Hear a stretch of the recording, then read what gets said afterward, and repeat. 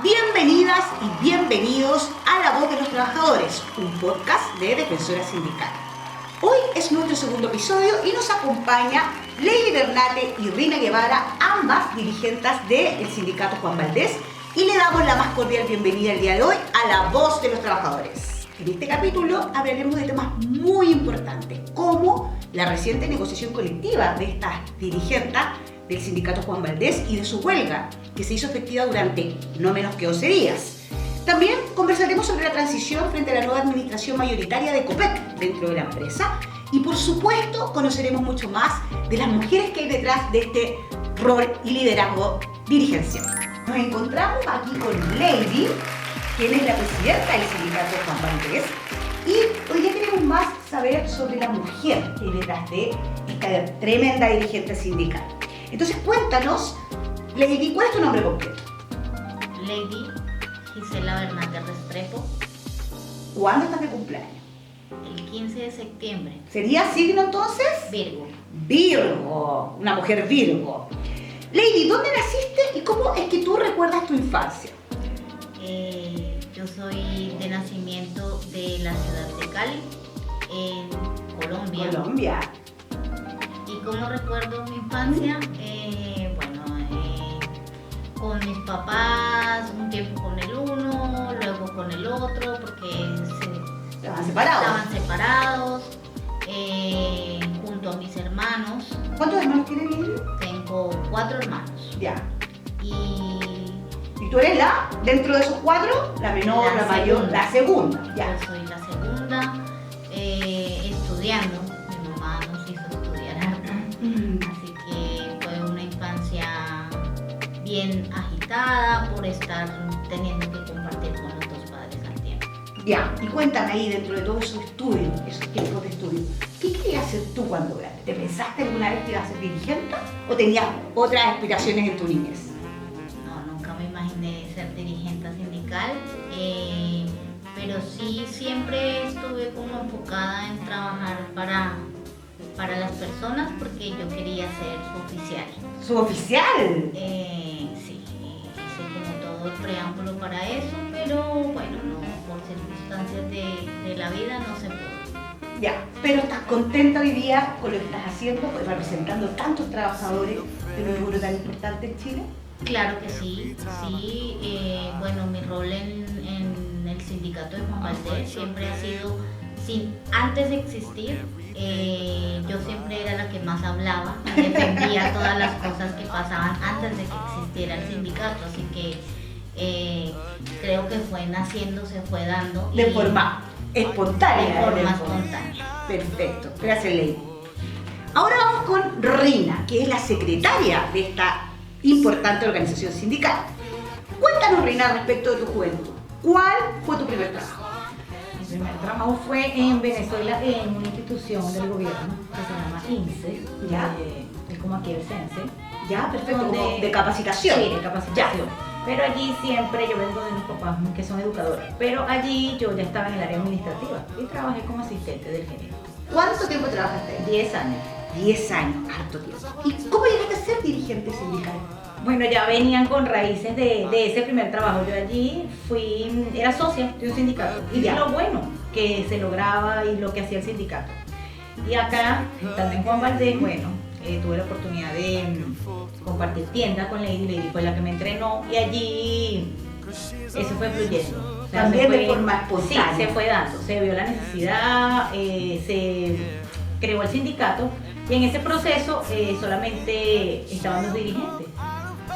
Yo les ayudaba, o sea, fue un simple ayudar. De lo que yo sabía del sindicato en Venezuela totalmente diferente y allí ellos me ofrecieron, se hizo la postulación, ya yo me había dado a conocer con los otros administradores en tienda a nivel nacional y eso impulsó a que las personas creyeran y votaron por mí. Mira qué bien. Oye, y cuéntame, Rina, en este andar, ¿qué ha sido lo más satisfactorio de tu cargo como tesorera del sindicato?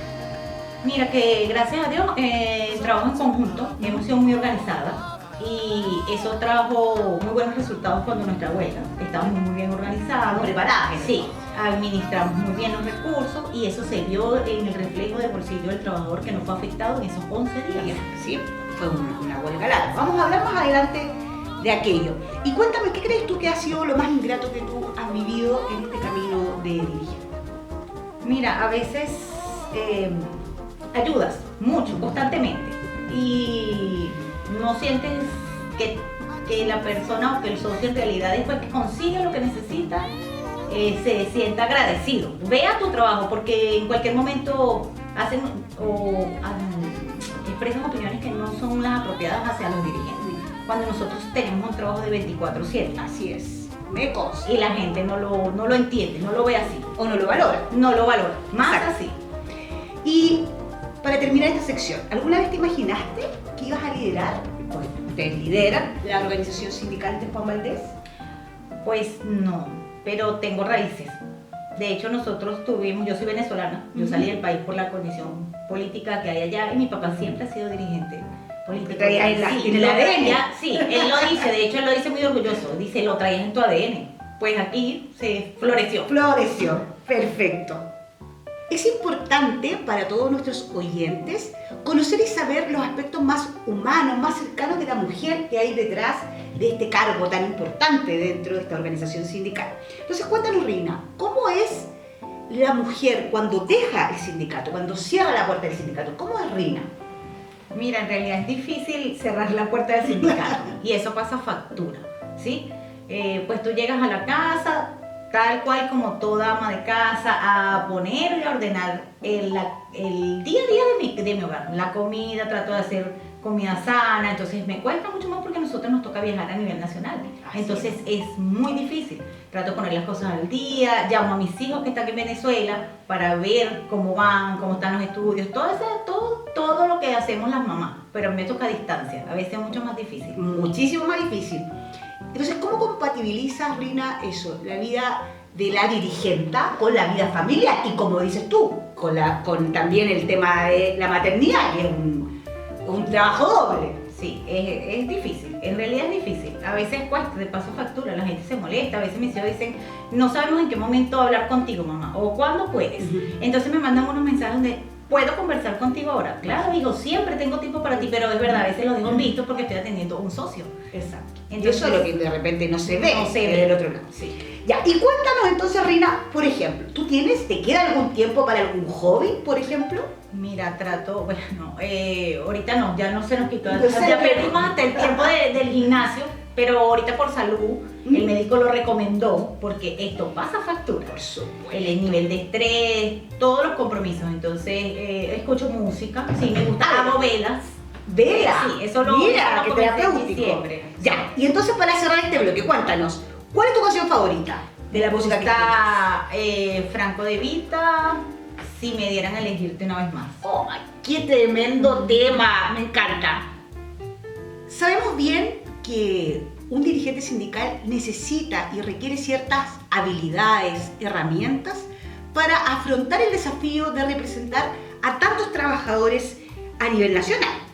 Entonces, en base a eso, Lady, cuéntanos, ¿cómo nace esta idea de formar un sindicato? La idea de formar el sindicato en Juan Valdez fue muy espontánea. ¿Ya? Un día cualquiera en la tienda había otra persona, dirigente, que fue nuestra primera presidenta, estaba atravesando un proceso caótico en la empresa y yo le dije, pero formemos un sindicato. Fue tu idea, en el fondo, personal. Formemos un sindicato que un amigo mío del frente pertenece a uno y ya me contó cómo se hace.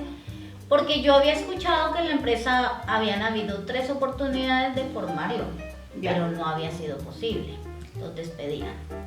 Entonces, así nació, lo hicimos en una semana, Pero los despedía... antes de formarlo.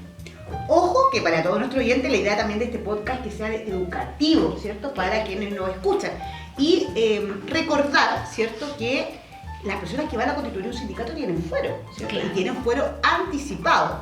Bueno, ahí es más técnico porque depende del tipo de sindicato que tú vas Claro. a presentar, pero las reglas generales que son 10 días antes de Claro. la asamblea constitutiva propiamente tal. ellos no hacían, no solicitaban la hora para la creación. Entonces se corría el run y no lograban tener el fuero de los 10 días antes que se tienen para la formación. Exacto. Entonces esas personas nunca me habían llamado a mí a ser partícipe de eso, no sé por qué, pero en esta ocasión nosotros hicimos todo primero. Pedimos la hora y luego comenzamos a trabajar con las otras personas y se formó el sindicato. Oye, Lady, cuéntame, una vez que formaron el sindicato, ¿cuál fue la primera batalla o el gran desafío, el gran obstáculo, el primero que tú te recuerdes para enfrentar a la empresa ya constituidos? El primero fue cuando fue la presentación, porque nadie creía que era yo.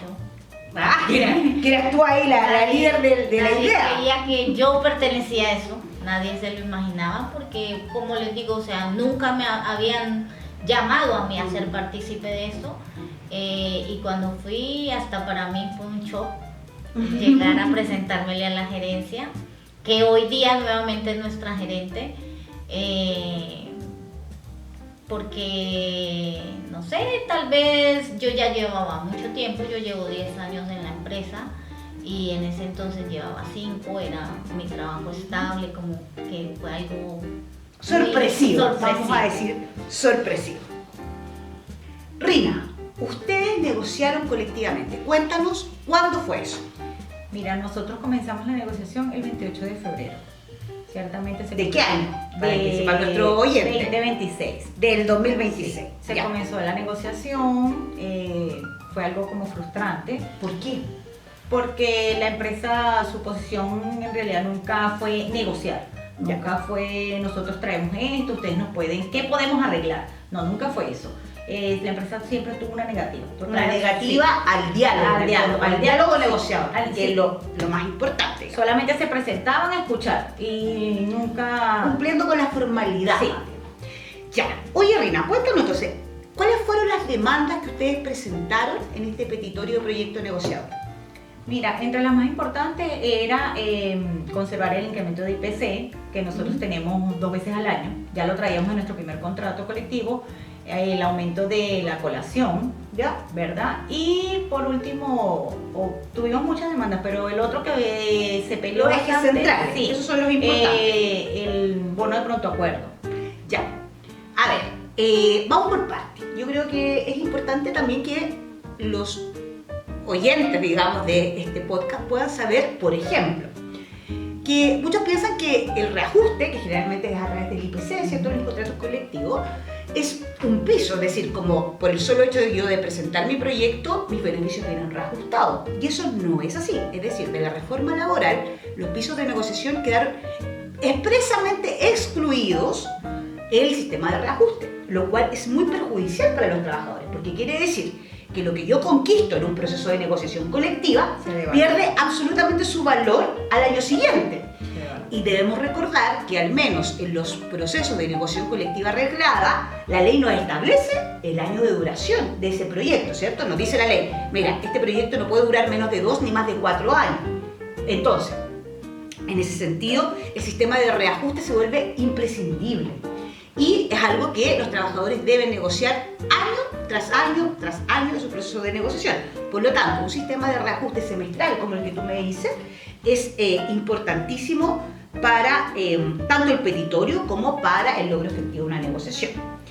Me dijiste también que el otro punto que era importante, ¿cierto?, fue la colación, que es una asignación absolutamente importante. ¿De cuánto era el petitorio?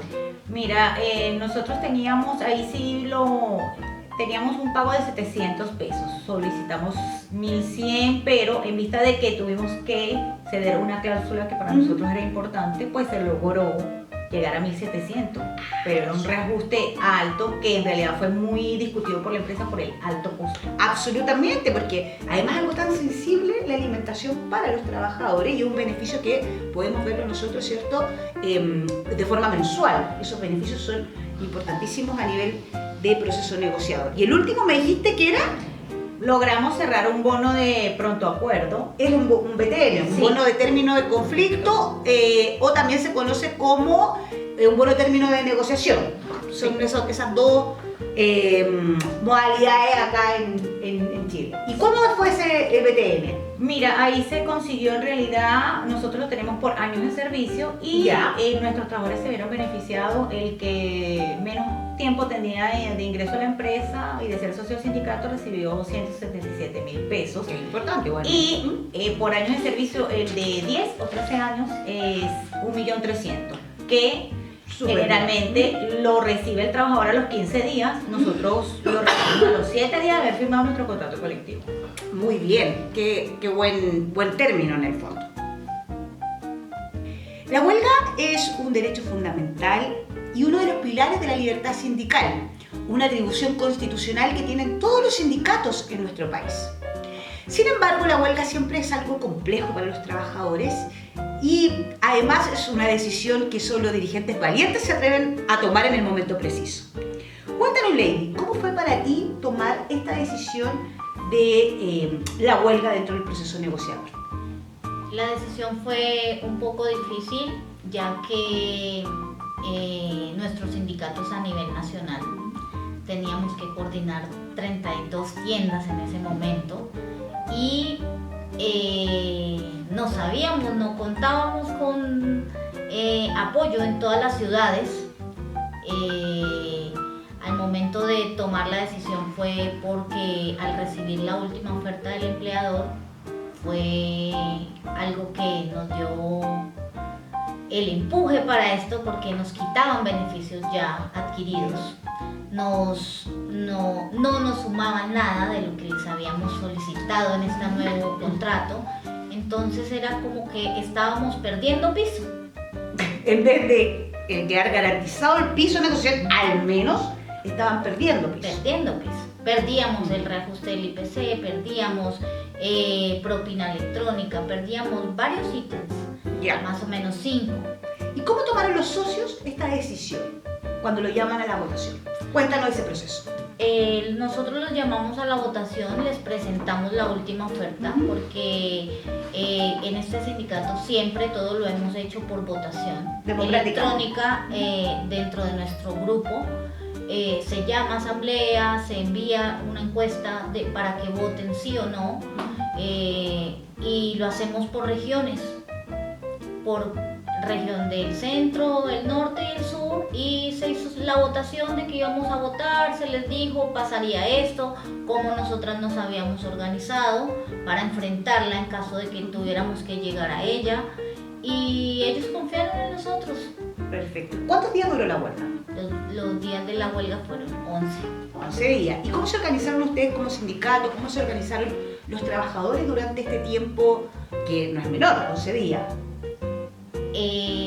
Antes de iniciar la negociación colectiva, nosotros viajamos a todas las tiendas en Chile, se les mostró, se les dijo cuáles eran las opciones, qué podía pasar y qué íbamos a hacer Ya. en caso de, con qué dinero contábamos para poder enfrentar sí o no, y qué haríamos si no llegábamos a huelga también. Con ese dinero teníamos proyectos, teníamos cosas pensadas para ellos, comprar un terreno con ese dinero que teníamos ahorrado para hacer un camping, para podérselos brindar a ellos para sus vacaciones.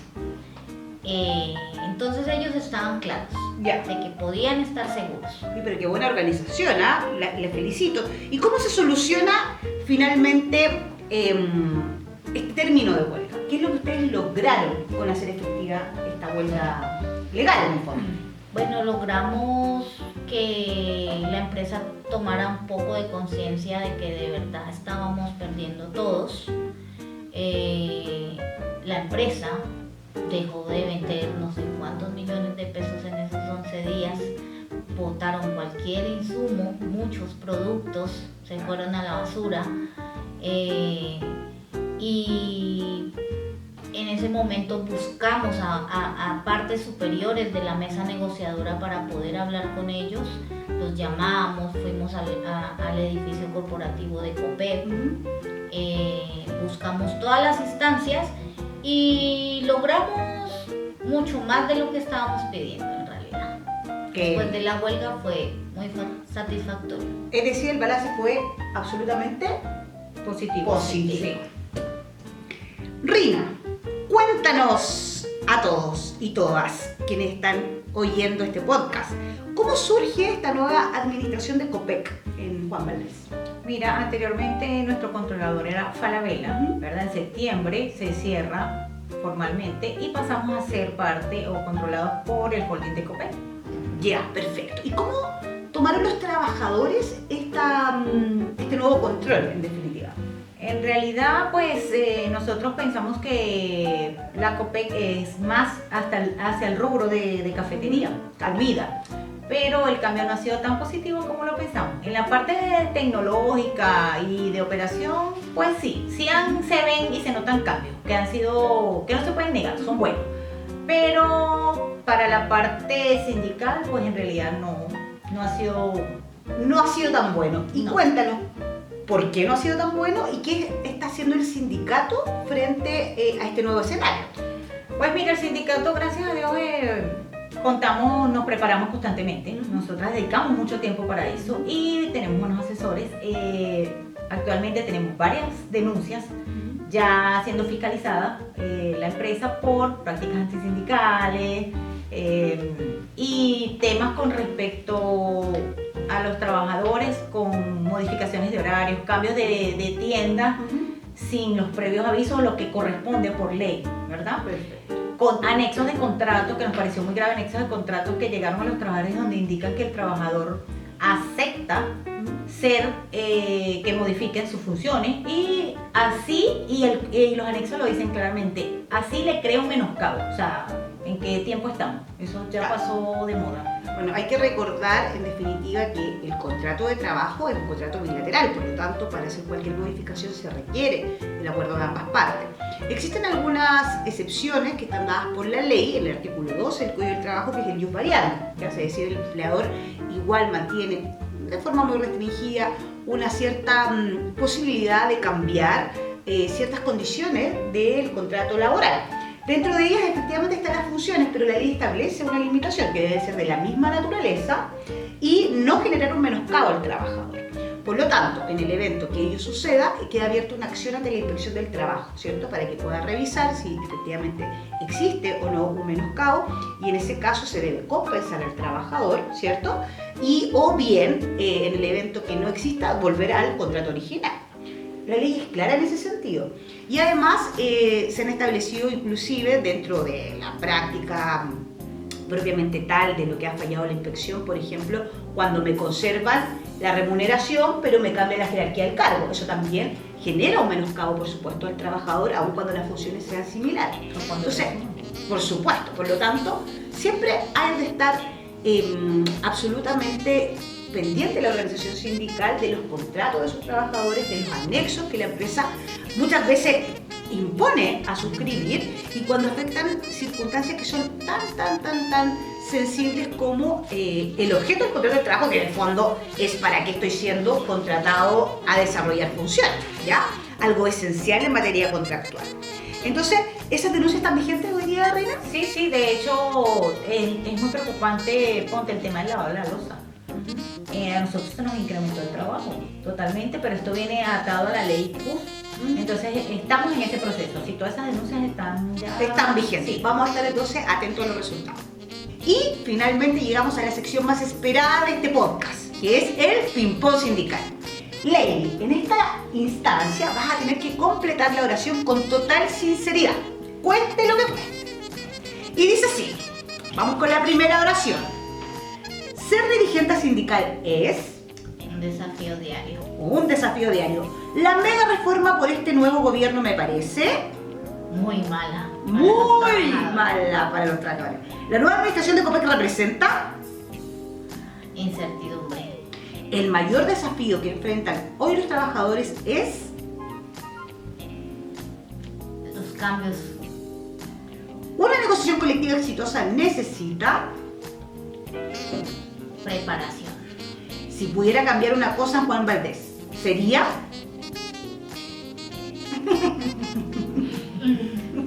Son más de una. cambios La más importante. repentinos que estamos viviendo. Opino que la sala de cuna es, Importante. el test de droga en el trabajo son, También un desafío para las empresas.